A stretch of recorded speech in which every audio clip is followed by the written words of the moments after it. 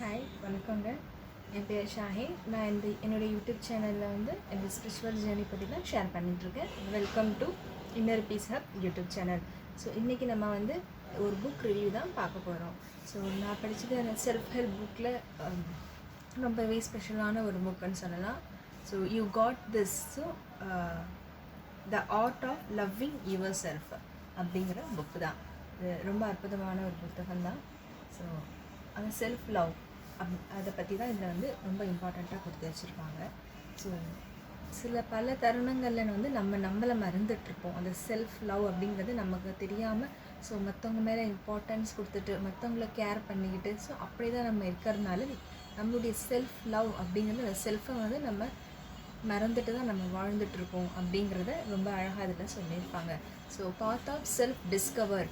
So self love அப்படிங்கிறது என்ன அப்படின்னா, ஸோ நமக்கு என்ன வேணும், நமக்கு என்ன பிடிச்சிருக்கு, நம்ம என்ன செய்யணும், நம்ம என்னவாக விரும்புகிறோம், நம்மளுடைய பர்பஸ் என்ன, லைஃபினுடைய அந்த கோல் என்ன அப்படிங்கிற விஷயத்த கண்டுபிடிக்கிறது தான் இந்த செல்ஃப் லவ் அப்படிங்கிறது.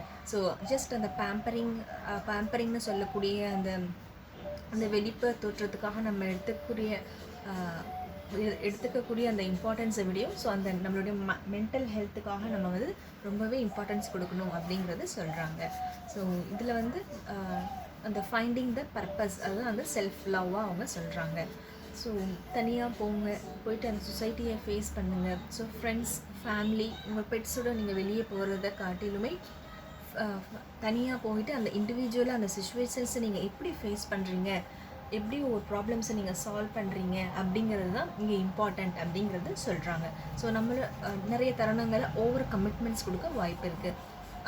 அதுக்கப்புறம் பின்னாடி நம்ம ரியலைஸ் பண்ணோம், நம்ம ஓவராக கமிட்மெண்ட் கொடுத்துருக்கோம், இந்த இடத்துல நம்ம நோ சொல்லியிருந்துருக்கலாம், பட் அந்த சுச்சுவேஷனில் நம்ம நோ சொல்ல முடியாததாக இருந்திருக்கலாம். பட் நம்ம ஒன்ஸ் அதை ரியலைஸ் பண்ணும்போது தான் நமக்கு தெரிய வரும். ஸோ ஓகே, நெக்ஸ்ட் டைம் நம்ம இன்னும் பெட்டராக நம்ம செல்ஃப் டெவலப்மெண்ட் பண்ணிக்கலாம். நெக்ஸ்ட் டைம் நம்ம நோ சொல்ல வேண்டிய இடத்துல நம்ம கண்டிப்பாக நோ சொல்லி தான் ஆகணும் அப்படிங்கிற நிறைய ஒரு புரிதல் கிடைக்கும். ஸோ எல்லா இடத்துலையும் நம்ம எல்லா விதமான ஹெல்ப்பும் பண்ணிட முடியாது. ஸோ என்னுடைய லைஃப்லேயும் நான் நிறைய எக்ஸ்பீரியன்ஸ் பண்ணியிருக்கேன். ஸோ நோ சொல்ல முடியாமல் அதுக்கப்புறம் ரொம்பவே ஒரு மன ரீதியான ஒரு பிரச்சனைகளுக்கும் நான் ஆளாயிருக்கேன். ஸோ நோ சொல்ல வேண்டிய இடத்துல நம்ம டெஃபினட்டாக நம்மளுக்கு கில்ட் இல்லாமல் கண்டிப்பாக நம்ம நோ சொல்லலாம் அப்படிங்கிறத நான் வந்து இந்த செல்ஃப் புக்கு மூலியமாக கற்றுக்கிட்டேன். ஸோ என்னுடைய லைஃபுக்கும் இது ரொம்பவே இம்பார்ட்டண்ட்டாக இருக்குது. ஸோ சில தருணங்களில் நம்ம எஸ் சொல்ல முடியும், ஹெல்ப் பண்ண முடியும். சில தருணங்களால் நம்மளால் ஹெல்ப் பண்ண எல்லா சுச்சுவேஷனும் நம்மளால் முடியாது அப்படிங்கிறத புரிஞ்சுக்கிட்டேன். அது மட்டும் இல்லாமல் self boundaries is very very இம்பார்ட்டண்ட்டாக இவங்களும் சொல்கிறாங்க. ஸோ லைஃப்பில் நானும் எக்ஸ்பீரியன்ஸ் பண்ணியிருக்கேன். So boundaries is very very important. எந்த ஒரு ரிலேஷன்ஷிப்பாக கூட இருக்கட்டும், நம்மளுக்கு வந்து செல்ஃப் பவுண்ட்ரிஸ் அப்படிங்கிறது ரொம்பவே இம்பார்ட்டண்ட்டான ஒரு விஷயம். ஸோ பவுண்ட்ரிஸ் நம்மக்கிட்ட இருந்துச்சுன்னா நம்மக்கிட்ட ஹாப்பினஸ் இருக்கும். ஸோ அந்த ஹாப்பினஸை நம்ம கன்சிஸ்டன்சியாக நம்ம லீட் பண்ணி கொண்டு போகலாம். ப்ரெஷர் இல்லாமல், அன்வான்டான நெகட்டிவ் தாட்ஸ் இல்லாமல், அன்வான்ட் ப்ராப்ளம்ஸை நம்ம சால்வ் பண்ண வேண்டிய அவசியம் நமக்கு இருக்காது. ஸோ அதை கடந்து நம்மளுடைய ஃபோக்கஸ் ஆன் கோலில் நம்ம வந்து முன்னேறி கொண்டு போகலாம் அப்படிங்கிறத இந்த செல்ஃப் பவுண்ட்ரிஸ் எனக்கு ரொம்பவே கற்றுக் கொடுத்தது. நான் நிறைய இடங்களில் நான் வந்து செருப்படி வாங்கியிருக்கேன்.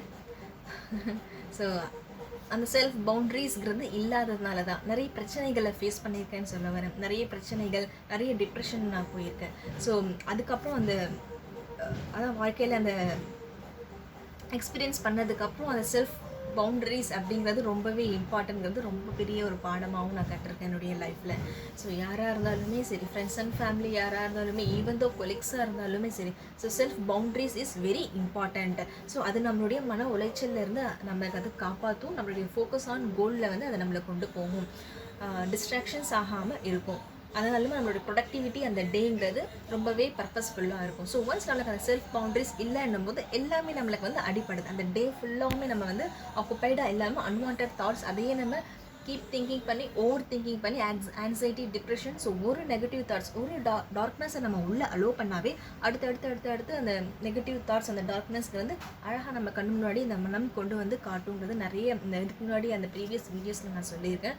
ஸோ அதே போல் இந்த செல்ஃப் பவுண்ட்ரிஸ் அப்படிங்கிறது ரொம்பவே இம்பார்ட்டண்ட்டான ஒரு விஷயமா இதில் சொல்லியிருக்காங்க. ஸோ இதில் நான் கொஞ்சம் பார்ட்ஸ் தான் நான் வந்து எடுத்துகிட்டு உங்களுக்கு சொல்லியிருக்கேன். இன்னமும் நிறைய படிக்க வேண்டியது நிறைய பேலன்ஸ் இருக்குது. ஸோ அதெல்லாம் உங்களுக்கு படிச்சுட்டு நான் சொல்கிறேன். ஸோ ஒரு ஷார்ட்டாக வீடியோ கொடுக்கலாம் அப்படிங்கிறதுக்காக தான். அதுக்கப்புறம் இதில் இம்பார்ட்டன்ஸாக என்ன கொடுத்துருக்காங்க, journaling. So journaling is very much important in our life.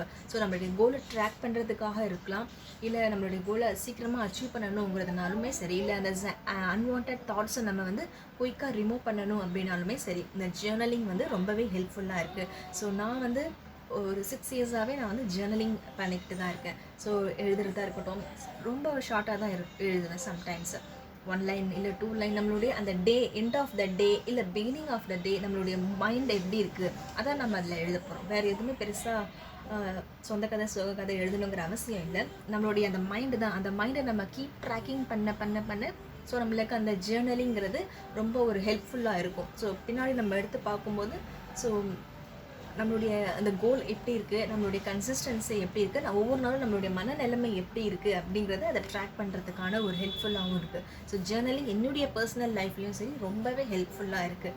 So journaling வந்து ஸ்டார்டிங்கில் கொஞ்சம் ஒன்றுமே புரியாது, என்ன எழுதுறதுன்னு தெரியாது, புக்கை ஓப்பன் பண்ணி வச்சுட்டு அப்படியே உட்காந்துட்டு இருப்பேன். அதுக்கப்புறம் தான் நான் எனக்கு அதை எழுத தோணுச்சு. ஓகே, நம்மளுடைய மைண்டில் இப்போ நான் எப்படி இருக்கேன், ஸோ இப்போ எனக்கு என்னுடைய ஸ்டேட் எப்படி இருக்குது அப்படிங்கிறத அதில் எழுதுவேன். இன்னைக்கு இல்லை எண்ட் ஆஃப் த டே கூட எழுதுவேன். அப்படியும் இல்லைன்னா இதில் என்ன சொல்கிறாங்க அப்படின்னா, ஸோ அந்த வாய்ஸ் ரெக்கார்டட் வந்து நீங்கள் ஆப் வச்சுக்கோங்க. ஸோ அதில் வந்து நீங்கள் டெய்லி நீங்கள் உங்களுடைய அந்த அந்த மனம் எப்படி இருக்குது, குட்டாக இருக்கா இல்லை பேடாக இருக்கா, இல்லை நெகட்டிவ் தாட்ஸில் இருக்கா, இல்லை ஓவர் திங்கிங்கில் இருக்கா அப்படிங்கிறது ஜஸ்ட் நம்மளை பார்த்து இல்லை அந்த ஆடியோ ரெக்கார்ட் மூலிமா நம்ம ரெக்கார்ட் பண்ணி வச்சுக்கிட்டு அதை நம்ம ட்ராக் பண்ணும்போது இன்னுமே நம்மளுடைய அந்த செல்ஃப் டெவலப்மெண்ட் அப்படிங்கிறது ரொம்ப ஹெல்த்தியாக வச்சுக்கலாம் அப்படிங்கிறத இந்த புத்தகத்தில் நான் படித்தேன். ஸோ இன்னமும் பேலன்ஸ் இருக்குது. ஸோ நெக்ஸ்ட் வீடியோஸில் நான் போடுறேன். தேங்க்யூங்க. வாழ்க வளமுடன்.